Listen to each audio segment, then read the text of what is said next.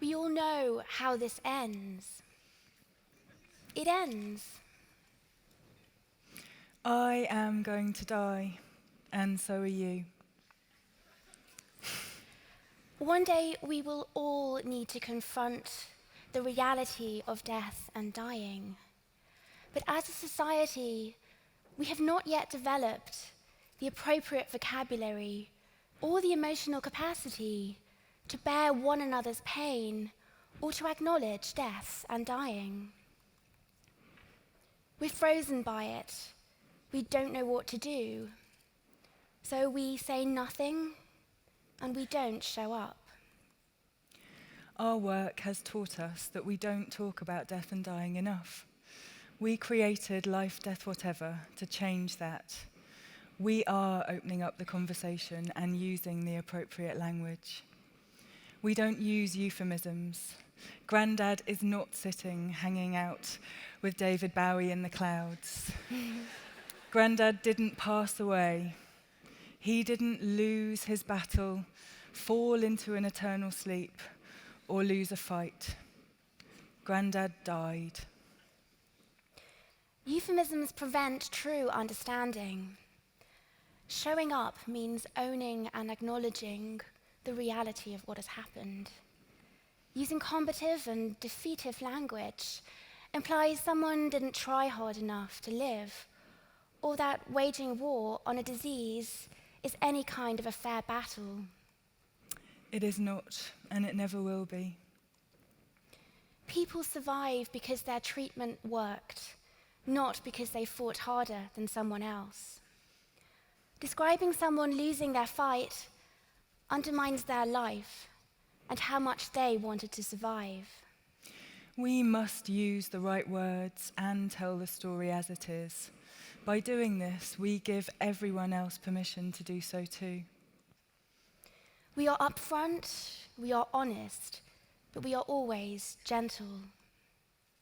Life, Death, Whatever is about finding ways for people to be there for each other in death and dying, grief and pain.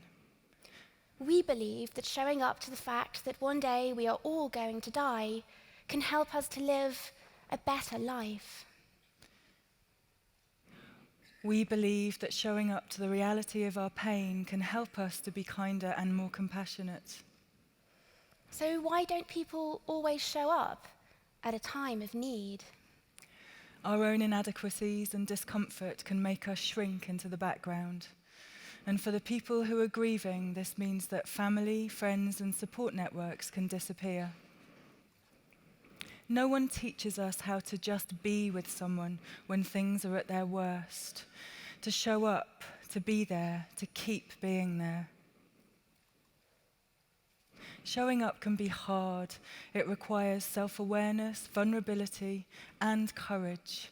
Where is our guidance for this fundamental emotional literacy? When Laura's husband died, she wanted to honor her children's wishes to have time with their dad. They wrote letters and made cards, tucking them next to him in his coffin. They sang to him. They baked his favorite chocolate brownies, and they made beautiful bracelets which they tied gently around his wrist. The decision to allow her children to have this time was a difficult one. It went against convention, it challenged our ideas and ideals about death, but it helped, it really helped. Laura showed up. She showed up for her children. She listened to them. She let them be in control. She let them dictate what happened on that day. She let them express their grief in their own way. She let them say the goodbye they wanted and needed to say. Later, Laura wrote about why the experience had been so important to her. I had wanted to see my husband's body with our children so they could see with their own eyes that their daddy was no longer alive. We often work with out-of-order death, For example, when a child or a young person has died. What words are adequate when trying to console a parent whose child has died?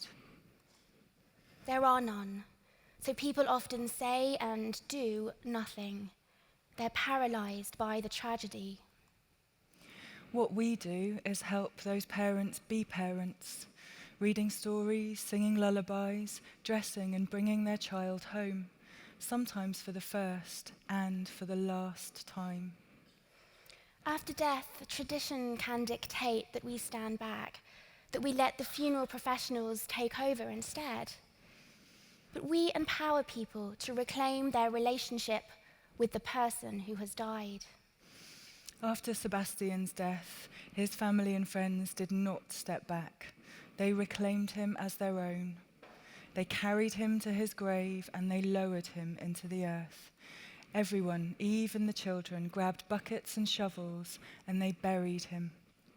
It was profound, something that spoke to the most human part of us. They acted on what they felt without holding back. This was grief at its most honest. It was raw, it was fundamental, and it felt exactly right. They had honoured the end of his brilliant and bold life on their own terms. They'd shown up for him and for themselves.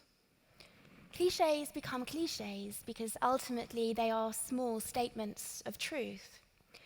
It has become a well-used grief cliché that people would rather cross the road than stop to talk to someone about their grief, about their husband who has just died, or about their child who has just been given a life-limiting diagnosis. But let's imagine, just for a moment, They might want you to stop and say hi. They might need you to stop and say hi. They might want you to say that you have no words, that there are no words.